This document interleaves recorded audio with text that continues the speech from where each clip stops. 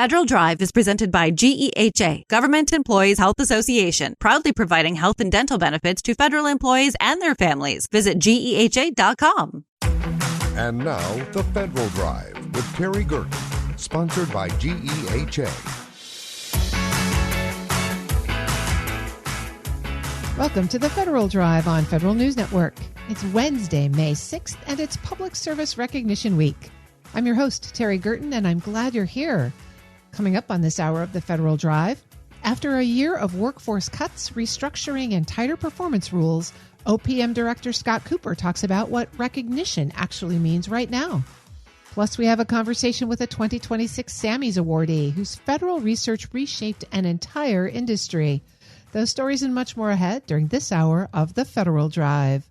We begin with this. The State Department has concluded its widespread reduction in force, nearly a year after it began. The department is officially separating hundreds of Foreign Service officers who received reduction in force notices last summer. The department tried to part ways with these employees before, but has kept them on paid administrative leave since July of 2025. Federal News Network's Jory Heckman is here with more details. Jory, thanks for joining me. Hey, Terry. Thanks for having me. Jory, fill us in. Who exactly is being let go from the State Department at this point? It's about 250 Foreign Service employees. These are all folks who last July, they received reduction in force notices. They were part of this broader pool of about 1,300 employees, mostly civil service employees, who got these reduction in force notices. This was a part of the State Department trying to streamline some of its departments. Some they believed were redundant offices, and then this was them saying that these are positions that they were no longer going to proceed with. And so they were saying that these folks no longer had a job. And unlike the civil service employees who were separated pretty soon after getting those notices, the Foreign Service employees, they have been through this really extended limbo situation. What's changed so that the State Department is finalizing the actions now? Right. So last December, the State Department tried to separate these Foreign Service employees, and they were blocked then by a federal court in San Francisco. There was some confusion about whether there was any prohibition for the State Department trying to carry out these reductions in force as part of the 43-day government shutdown that we saw last year. That was part of the confusion because there was some pushback on whether that was an accepted activity during the government shutdown. And then it got tied up in Congress passing a continuing resolution to end that shutdown. And they had put in language protection against layoffs, not just the State Department, but across the federal workforce. And so it was this combination of different events that the State Department was swept up in. And so they were eventually told that they could proceed with those RIFs. The court said that they could continue with them if they'd like. All the other agencies that were trying to RIF folks during the shutdown last year, they mostly rescinded those RIF notices, but the State Department really didn't show their cards up until now. They were mum on the subject. What have the impacted employees been saying about this? You know, this has been such a strange situation. It's always, of course, hurtful to lose your job, but they felt that a lot of the pain from this was that it was this drawn out, protracted situation. They weren't hearing anything from the State Department as far as what their next steps were going to be. Their only real notice was getting this email on Tuesday saying that they are effective as of now, no longer State Department employees. They have been on paid administrative leave since July 2025, but they say that the State Department is going back into recruiting mode. They are looking to fill positions in the Foreign Service. In some cases, their exact jobs that they are leaving. One of these impacted employees shared with me a posting on USA Jobs showing that it's their exact job that is being filled, and that notices that they are trying to fill many vacancies. What's the reaction been like from outside the State Department? We heard from the American Foreign Service Association. They, of course, are concerned by all of this. They say that this makes the diplomatic workforce weakened, that there's right now currently a lot going on in the international domain, that right now in a situation where there's an ongoing conflict in Iran, that these are the kinds of people you want to have on board. They have security clearances. They have the language skills that you would want. These are mid-career. These are senior employees that no longer have a job at the State Department. And they say, why would you lose those people at a time when all this is going on? It seems like a ripe condition for another round of legal cases. A RIF is supposed to be a restructure, not just a removal. Right. That's what a lot of these people are saying, is that a RIF means that you no longer want these positions now or in the immediate future. And a lot of these employees who are impacted by this, they say that this is them trying to bring in new blood and fill the positions that they have had. So what is the State Department actually doing to begin its new recruiting process? Well, last month they rolled out on social media this full court press to recruit new members of the Foreign Service. They put out a splashy new video.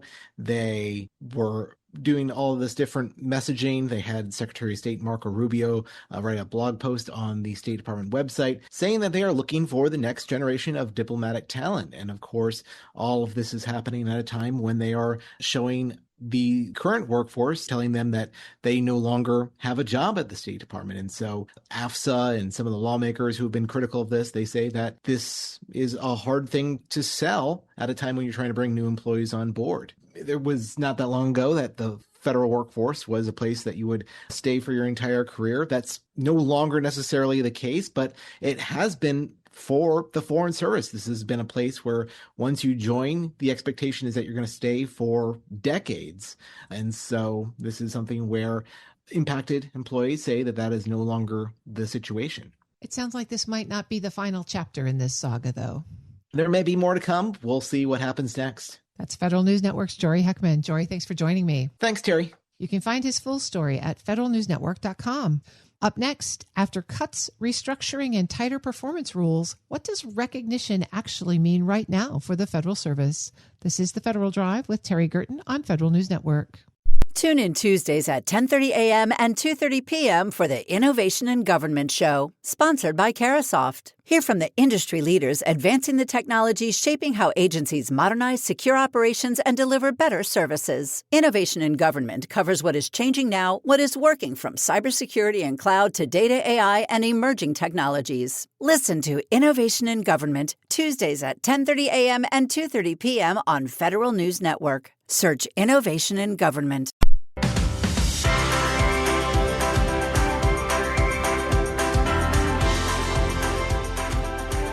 Welcome back to the Federal Drive with Terry Gerton on Federal News Network. Public Service Recognition Week is usually about gratitude.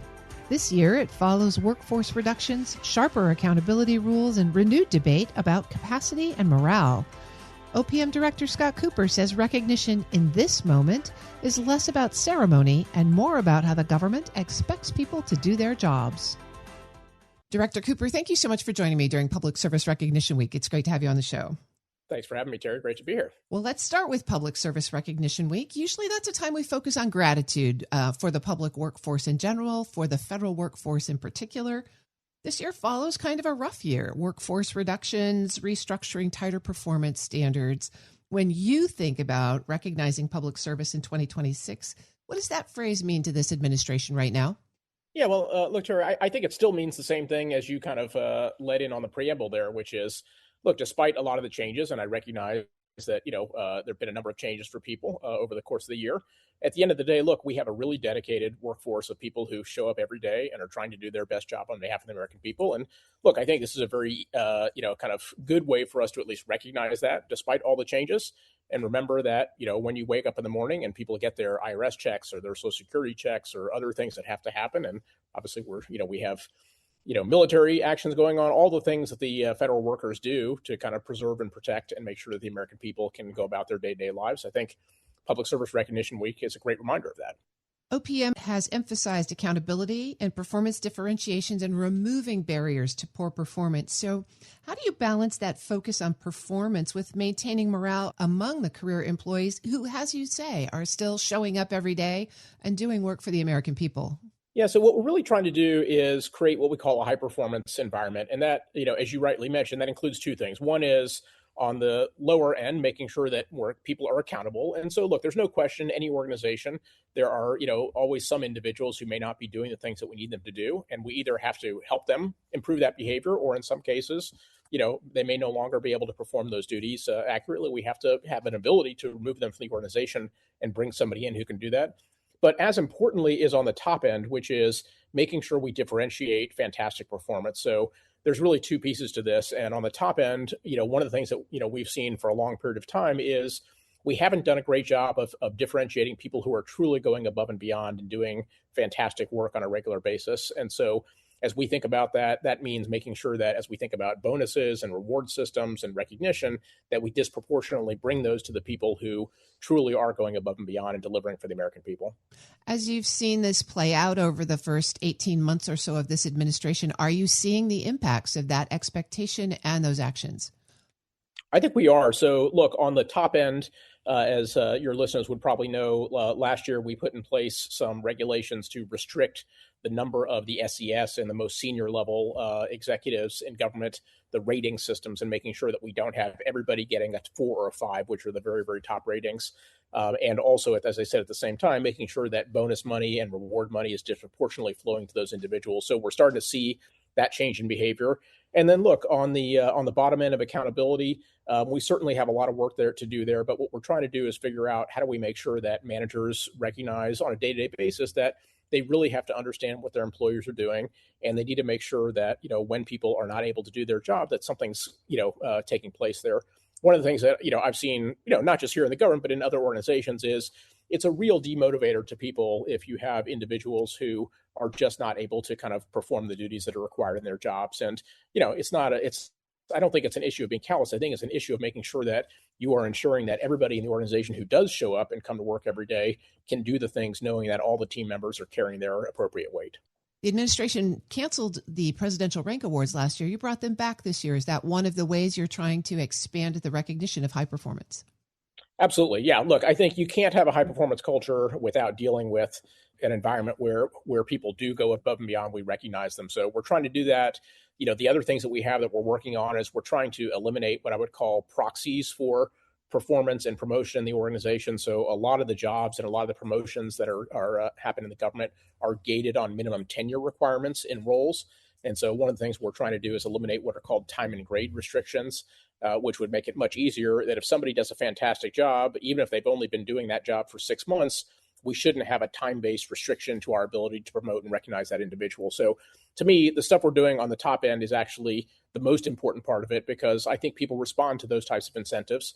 And we want people who show up and do a fantastic job on behalf of the American people. And when they do that, within the constraints, of course, that we have as a federal government, we ought to recognize and reward them.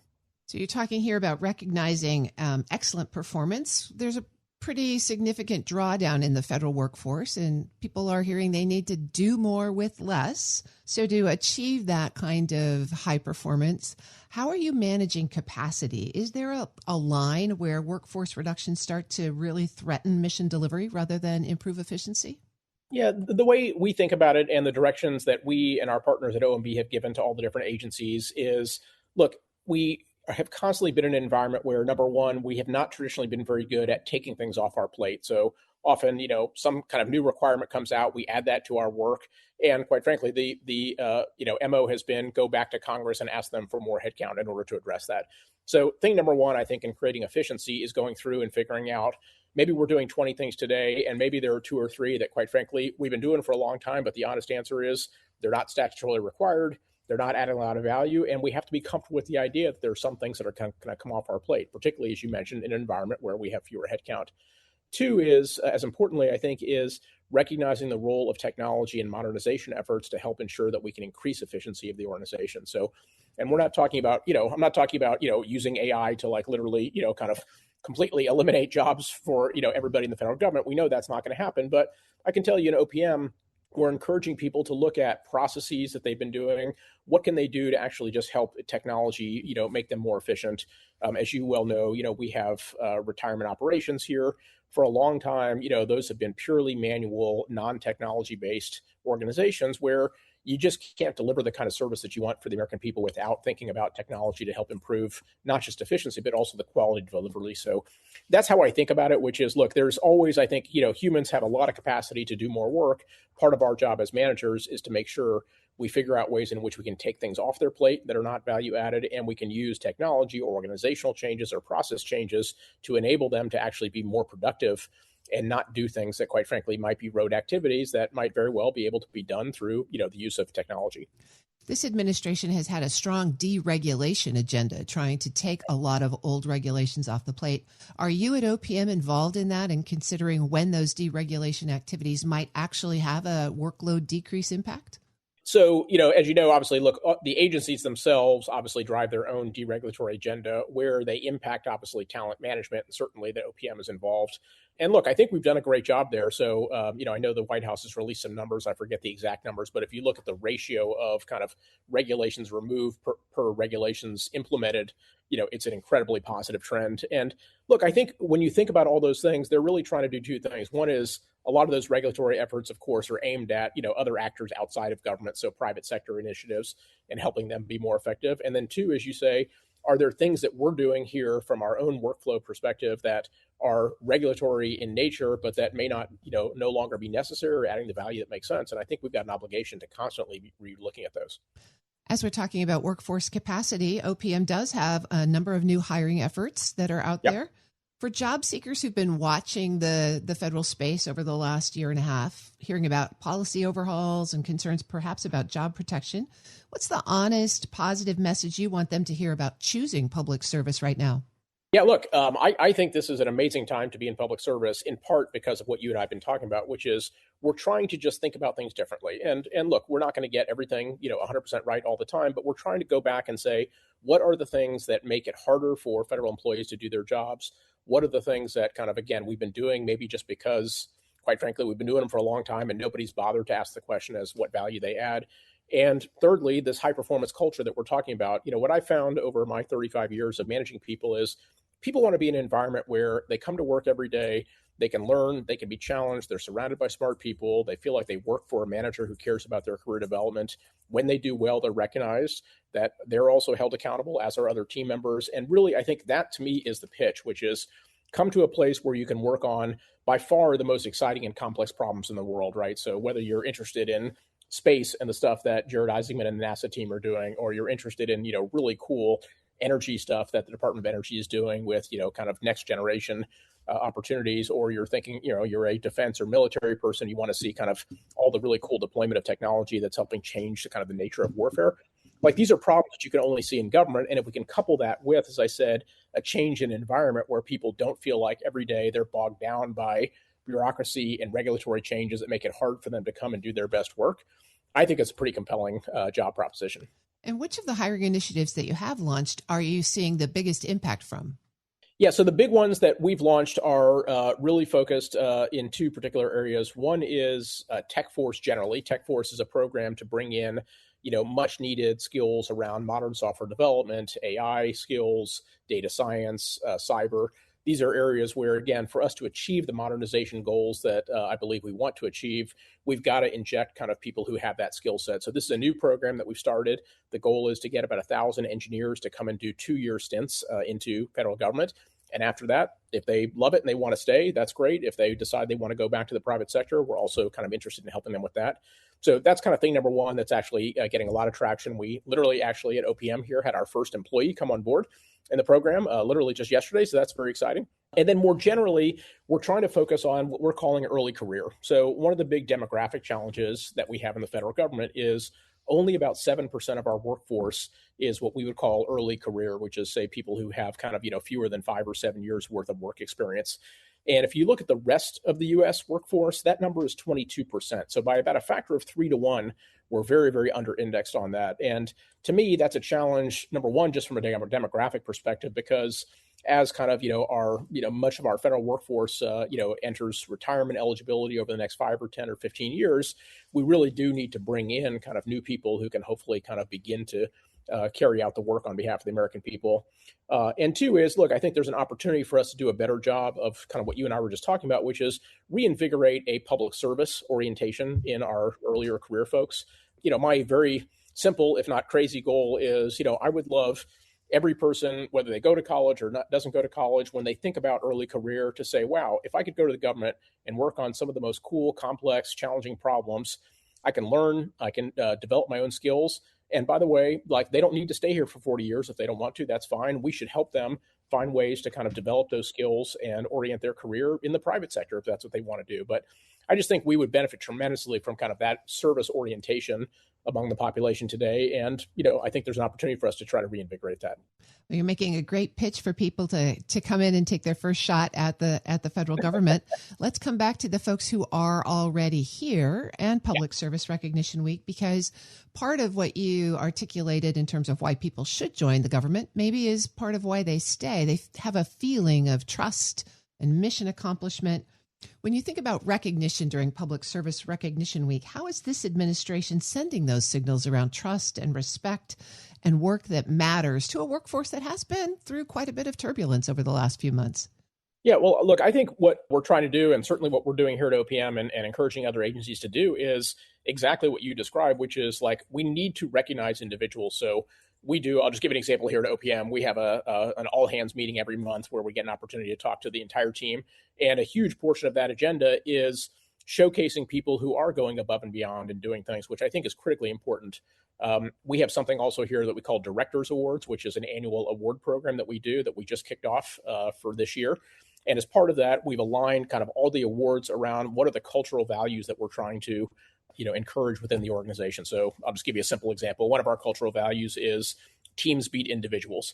And so, we have a specific category of award program there where we are asking for nominations of, what are great examples of where teams have kind of gotten together to solve problems that, otherwise couldn't be done, just by individuals working on their own. So, look, I think we're trying to do as much as we can to make sure that people recognize, look, when you do well, we should recognize and reward you. And we should have an environment where that's kind of part and parcel of what we do every day. I just think that's good management, quite frankly. This is not a government thing versus a private sector thing. I just think it's a basic human incentives thing, which is people want to know what's expected of them. And when they do well and exceed kind of the expectations they have, they like the idea of being recognized, whether that's just a call out in a meeting or whether that's a financial reward or whether that's a day off. There's all kinds of ways to kind of, I think, whet the appetite for what people want in terms of overall recognition in their career. And how is that message getting out to the whole federal workforce, 2 million people all across the country and around the world? Yeah. So, we obviously, in our kind of place as OPM and kind of driving talent management, we are encouraging all that activity across the different agencies. So, we have objectives that we've given out to all the agencies around performance management and human capital related issues. So one of them is exactly this, which is, are you disproportionately providing rewards and recognition opportunity for people who are going above and beyond? That's actually a metric that we track across all the different agencies. And look, every agency is free to do it in the way that they think is best fit. But at the end of the day, what we want to see is there clear differentiation and our managers really taking the time to recognize and reward outstanding behavior. So I feel like we've got a good mechanism to do that. At the end of the day, as you well know, look, OPM, we can't reach into agencies and, kind of do things on their behalf. But I think everybody understands and recognizes the value of a high performance culture. And this is an opportunity now for us to really kind of, walk the walk and talk the talk. Let's take it one more step. Some recent OPM actions, from hiring essays tied to administrative priorities to expanded data collection, have raised some concerns around neutrality and privacy. So during this week meant to recognize service, what reassurance do you have for career employees that the merit-based, nonpartisan civil service remains the foundation of the federal workforce? Yeah, well, look, the entire cornerstone of this administration has been merit-based hiring and merit-based promotions. And so, in fact, as you well know, look, there's literally been executive orders about this from day one. So all the things we're doing are aligned around that. So I'll just give you a couple examples. As you may know, we are trying to eliminate degree requirements and tenure requirements in all jobs and all hiring, again, because we want merit to prevail, not proxies for merit. When we think about, everything we're doing, I mentioned these time and grade changes where we're eliminating kind of tenure requirements for promotions. Those are all focused on merit. Thirdly, in the hiring process, we are now requiring that people do actual assessments when they're hired. So traditionally, people would kind of do a self-attestation of their skills. Now we actually have, written assessments, technical assessments for technical jobs. So all those things go to kind of the fundamental principle of we want to make sure we have the right talent in the right seats. And the best way to evaluate that is actually to look at the skills and the qualifications for somebody in their jobs, as opposed to proxies that, quite frankly, I think often don't reflect true merit. One of the ways to test this would be to conduct the Federal Employee Viewpoint Survey. OPM has said you're going to bring it back in 2026, but there hasn't been much public discussion about that. Can you tell us about the plans for the survey this year? Yeah, absolutely. So what we've said is it's under review right now. We want to have a survey that actually accomplishes the objectives that are consistent with what you and I've talked about, which is how do we know if we're doing a good job on things like performance-based culture, on merit hiring, on all these things. So we're taking a look at FEVs. In the meantime, organizations like ours, we do something that we call pulse surveys, which are just kind of, very kind of short surveys that we, administer on a regular basis to help understand kind of where the pain points in the organization. So look, there's no question that kind of these types of surveys generally are important. And the work we're doing right now is just to make sure that we think FEVs actually does what we intend for it to do. And there may be changes that we would propose in order to, make sure that it continues to deliver on its objectives. But there's no question that kind of the concept of surveys and understanding kind of, at the fingertips, what's happening in the workforce is really important. When you think about bringing back FEVs as the workforce-wide survey, how do you see its role in creating and communicating trust and accountability in workforce decisions going forward?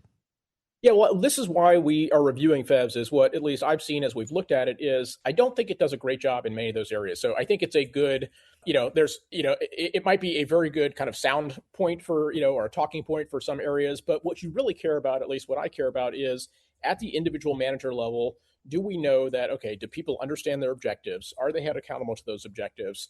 Do they understand, kind of how their objectives tie into the overall objectives of the organization? It's really at the micro level that we care about these things. These big macro level questions, they're interesting. And as I said, they make for great kind of, talking points, but at the end of the day, they don't actually drive behavioral change. So that's really what we're doing in this review of FEVs, is to make sure we feel like it's accomplishing the purpose for which it was intended, which is to give managers real-time feedback on what are the things they need to work on to make sure that employees actually can come to work every day and do their best job.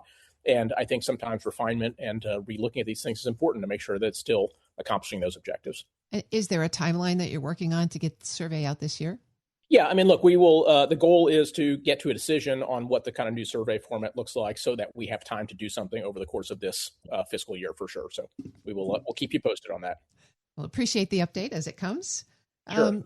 Circling back to where we started with Public Service Recognition Week, it really asks what we owe the people who show up every day to serve the public. What do you most want the federal employees who are listening right now to understand about how this administration sees their role and their value going forward? Look, I'll speak for at least, myself and my context as OPM leader, which is, look, I think there's no question that, I certainly recognize, and we all recognize, kind of the value that the federal workforce brings. Now, I don't think that's inconsistent, quite frankly, with some of the actions that we've been looking at over the course of the last 18 months, which is how do we make sure that we deliver on behalf of the American people? How do we increase the efficiency of this organization to make sure that we are good stewards of taxpayer dollars? I think those are things that are all incumbent upon us to do as, quite frankly, American citizens and people, who are part of this administration that was elected to try to do these things. So look, that doesn't in any way, in my mind, diminish the great work that all the federal workers do. What I hope we do is two things. One is, as I mentioned, make sure that when we spend money, we're spending it in a way that actually is to the benefit of the American taxpayer. And two is, are we creating an environment that enables the people who truly are going above and beyond to actually be recognized, rewarded, and feel like they're accomplishing things? And so, in this week, I think it's a great opportunity for us to recognize, the sacrifices and the, phenomenal contributions that federal employees make. And I think it's also important for us to remember, we are here to do the work on behalf of the American people, and it's incumbent upon us every day to think about what's the best way to do that in the most efficient way possible. I've been speaking with OPM Director Scott Cooper. Sir, thanks so much for joining me today. Thank you, Terry. Appreciate it. We'll post this interview at federalnewsnetwork.com/Federal Drive. Subscribe to the Federal Drive wherever you get your podcasts. Coming up next, a conversation with a 2026 Sammies awardee whose federal research reshaped an entire industry. This is the Federal Drive with Terry Gerton on Federal News Network.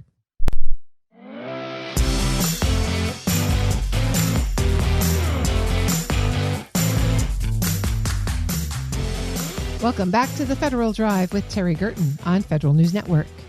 One Service to America medal this year recognizes USDA research that improved animal health and food productivity through genetics. Dr. Paul Van Reyden joins us to explain how long-term public investment delivered results for the dairy industry and for the broader public. Dr. Van Reyden, it is lovely to have you on the show. Thanks so much for joining me.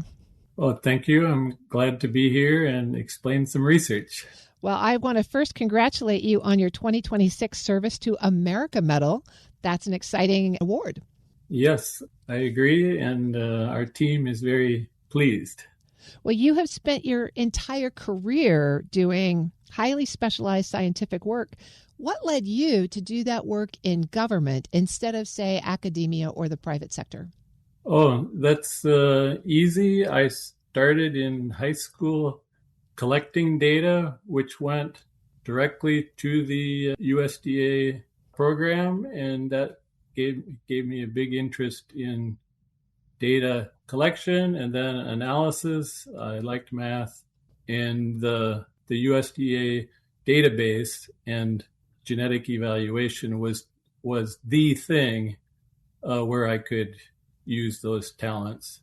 So it was pretty natural fit of my interests. And this program at USDA has been, the data collection started in 1908. And it's 100 years from 1926 when they first started ranking bulls for the farmers. And so it was a very big, advanced, developed program way before I joined. How did you get involved in it as a high schooler? Because the local farms were collecting data on individual cows. And someone had to go visit the farms once every month to write down how much the cows were milking, take a sample of the milk, and write down all the other data and send it in. That was it was a very educational job. This award recognizes a major shift in how dairy cattle breeding is done. So for listeners who aren't geneticists, how does this work that you're talking about, this data collection and the DNA research, actually change how dairy cattle breeding is done? Well, so even though we had 100 years of doing this project, the first 80 years were only with the data, the traits of the cow and the pedigree. So we use the information about which bull sired which cow and use that to determine which were the best breeding animals. And that was a huge program leading to the whole rest of the world buying DNA from our bulls and embryos, and the entire world was already using DNA from the best bulls. The big change is the DNA ability to read DNA very efficiently. That's the same thing if you get a DNA test from one of the Ancestry or 23andMe, those companies, it's exactly the same technology.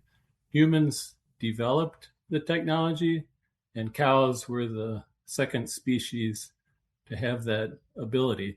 And if you get a DNA test, most people are just interested in where their ancestors came from. But for cows, we predict exactly now up to 40 traits of exactly which DNA results in different amounts of different traits. And then the farmers and the breeding companies use that to decide exactly which bulls they want to use. And it's a huge business with 300 million of foreign sales and almost that much of domestic sales. So it was a well-developed business even before I started 38 years ago. The kind of breakthroughs that you're talking about don't usually come from a single insight. Was there a combination of data and collaboration and maybe even persistence, as you've talked about your own 38 years, that made this possible? Yeah, and that's the other lead member of our team, Kurt, worked with the company Illumina to develop how to use this DNA we call SNP chip. It's just a way of reading 50,000 different locations all across the chromosomes. And I I started working on how we could analyze that data and use it. And he worked on how to design the chip for reading cow DNA. And it took off. I mean, people had been, our job title was geneticist, but we were only using pedigrees. Then all of a sudden we were really measuring the genes directly. So it was sort of why didn't we think of this before? But the technology did not exist until about 2007, 2008. And we were the first ones to really launch the service of providing genetic predictions. I should add that we had 1 million cows with DNA genotypes before the human genetic testing companies had 1 million people with genotypes. So we sort of beat them at their own game, but they're ahead now because there's a lot more people. Dr. Paul Van Reyden recently retired as Senior Research Geneticist in the Animal Genomics Improvement Laboratory at USDA. Dr. Van Reyden, when you think about the process that led to this discovery, what surprised you along the way?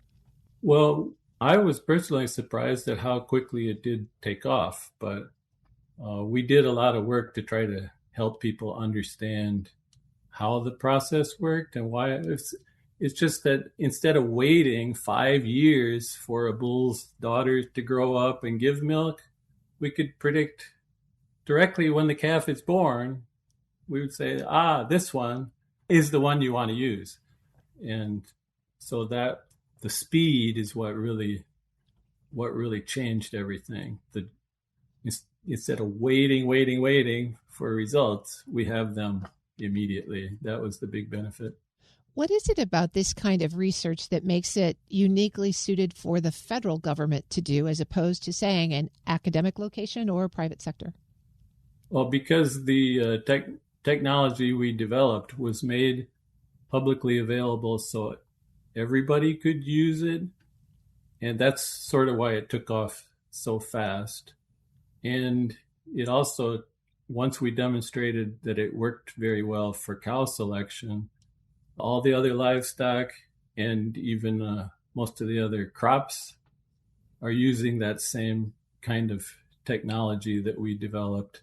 And it has really made more than doubled the speed of progress because you get the information so much sooner directly from the DNA.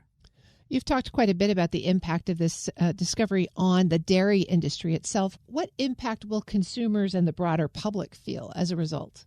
Well, so I recently checked up on that with dairy cows are twice as productive, twice as much milk per cow as 50 years ago.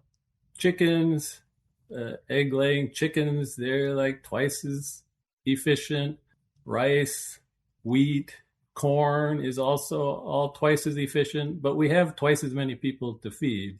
And those big picture things, most private companies are trying to maximize their return. The federal government was really trying to promote science in general that everybody could use, and that really appealed to me. The Sammies focus on service and not just outcome. Let me ask what this recognition means to you after years of work that mostly happened outside the public spotlight. I was writing computer programs, analyzing data, and it doesn't make you famous, but the satisfaction was that we know it's having a huge impact on. When I was a kid, we worried about lots of people starving to death. That's not happening very much because the food production kept up with the population growth. And that's, everybody who's got a meal to eat can be thankful that the food production kept up. I've been speaking with Dr. Paul Van Reyden. He recently retired as Senior Research Geneticist in the Animal Genomics and Improvement Laboratory at USDA, and he is an awardee of the 2026 Service to America Medal. So thank you so much for joining me, and congratulations on this award. Thank you very much, Terry. We'll post this interview at federalnewsnetwork.com/Federal Drive. Subscribe to the Federal Drive wherever you get your podcasts. Federal hiring managers will soon have a new tech resource at their disposal. The Office of Personnel Management has just rolled out USA Class. It's an AI tool that can generate federal position descriptions. With the new resource, OPM is hoping it can relieve some hiring burdens for HR staff. Here with more details is Federal News Network's Drew Friedman. Drew, thanks for joining me. Nice to be with you today, Terry. All right, for some background, remind us, what is a position description and how does this fall within the broader context of the government's hiring process? In the simplest terms, a position description simply indicates what is the work that is expected to be performed for a federal job. It's a statement similar to a job statement or a job description you might see in the private sector, and it just describes the general duties, responsibilities, and expectations of a job, as well as where it falls within supervisory roles or the larger organizational chart at an agency. But the idea is you don't need to necessarily spell out all of the details and every possible thing that that person might be working on day to day.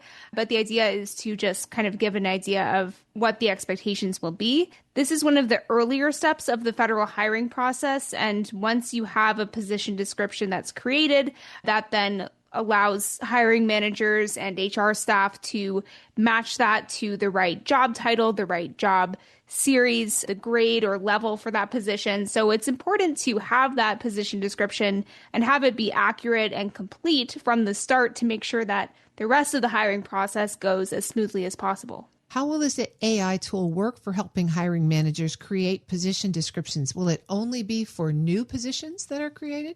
It seems like it's going to be pretty much up to hiring managers to use this however they want or that makes sense for their agency. So what OPM has done here is taken thousands of job descriptions or position descriptions that federal hiring managers have written over the past several years, fed them into this AI software tool, and then it's able to, based on that language, generate position descriptions that make sense for whatever those hiring managers are looking for. So the hiring managers can go in and use this tool, and it's available through USA Staffing, which is a hiring platform that OPM runs. So once it's available on that platform, hiring managers can go in, they can answer some of the AI's questions about what are the responsibilities or duties that they're looking for, what are the required skills for a position, and then it will sort of spit out your position description, which can then be further refined and revised and edited as needed.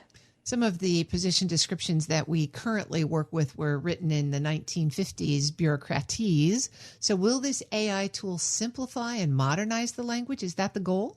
That's definitely part of the idea here. And I think if you look at the bigger context of what OPM and the Trump administration are trying to do here is to really overhaul and modernize the federal hiring process. Really, this AI tool fits into a bigger picture and end goal for OPM of refining or redefining job descriptions and position descriptions to make them make sense for the modern workforce. They're also looking to consolidate down how many job classifications there are across government. So it's kind of like this at the same time that we're seeing this AI tool that's going to try to manage more burdensome work of putting together those position descriptions.